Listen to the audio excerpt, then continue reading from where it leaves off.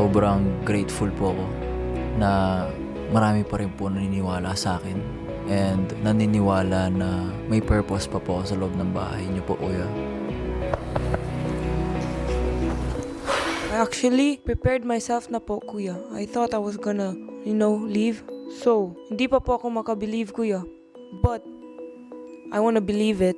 So, I'm very thankful po and grateful. Of course, Kuya, I feel so grateful to have been saved out of all the nominees po.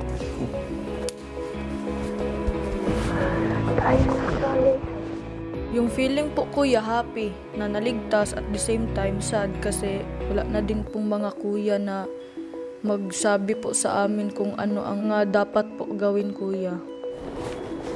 Sabi nila, Yun yung bilin lang.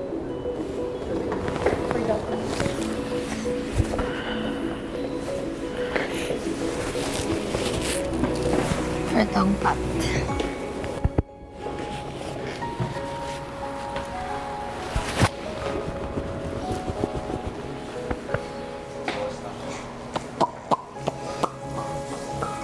Kuya, masaya po ako pero at the same time, malungkot po kasi Dong Pat is one of my closest.